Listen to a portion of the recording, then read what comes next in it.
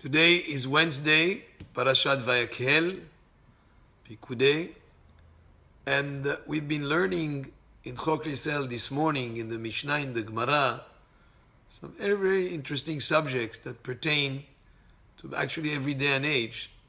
What is amazing is the Torah covers every aspect of life. And the Mishnah in the Gemara today deals with the impact of something that is done in your property, even though it's a place where you own. You still have to think about what impact it has on the neighbors.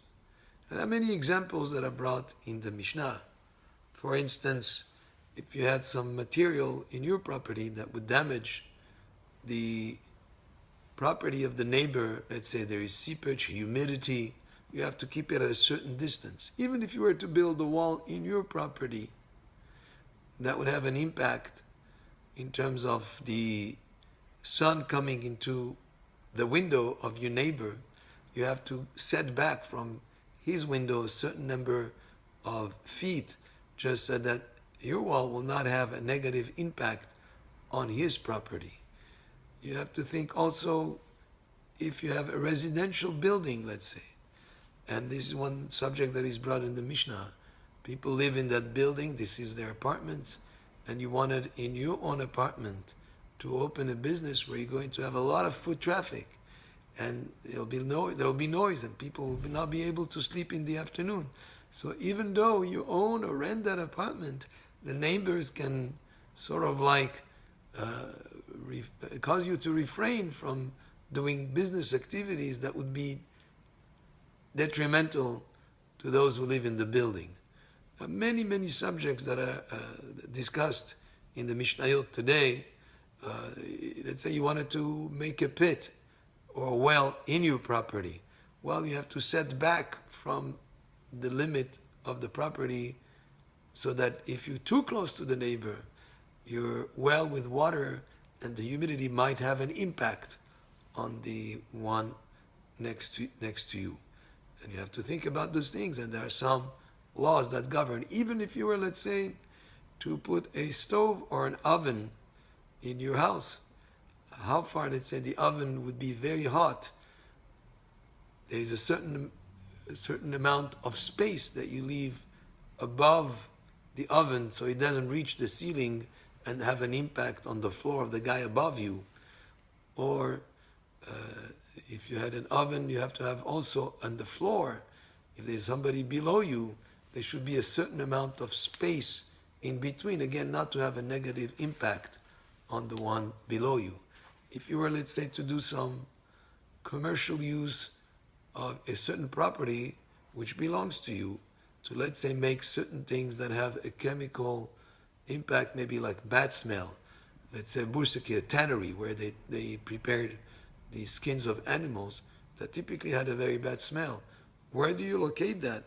You have to take into account the flow of the winds of that area, and you put it in a place where the wind will take the bad smell out of the city. But if you were to put it in a place where the smell would come from your tannery into the city, then the city people can stop you from doing that, because you'll have a negative impact on the quality of life of those people.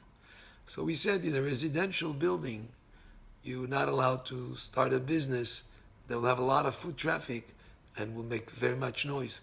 There's one exception.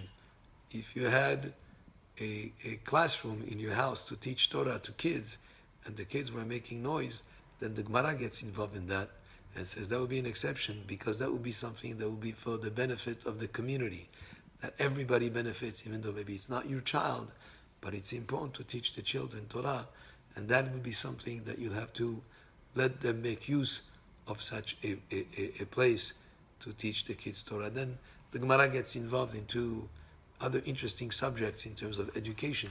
What is the maximum number of students in a classroom? And the Gemara says up to 25 a teacher can handle. More than 25, it will be difficult for a teacher to handle such a big crowd of students. And it says if you get to 50, then you split it in two classes. If you have between 25 and 50, then it recommends to have an assistant teacher right there. So you have two teachers in the same classrooms, basically. So the Gemara deals with many aspects that have to do with education also. It speaks even about what in making a choice of a teacher. If there's a teacher that can cover a lot of ground, but he's not very particular that the students learn everything exactly, and you have a teacher who covers very little ground, but everything he teaches is very exact, he's very pedantic about that there should be very, very exact in their learning. Who do you prefer? Is it a person that goes fast over material, even though he's not very strict with the particular that they should learn it exactly, or somebody that goes slower but is very specific? And there's two opinions in the Gemara, but the final opinion was that you have to be careful, because once students learn something in the wrong way, it's very hard to undo it afterwards. Therefore, the last opinion in the Gemara was that it's preferable to take someone, even though he goes slower, but he's very particular to make sure that everything he teaches, the student know it well, rather than them be mistaken, and then it will be very difficult to undo that mistake and to take it away from them. So, as you can see, our Torah, the Gemara, the Mishnah covers every aspect of life.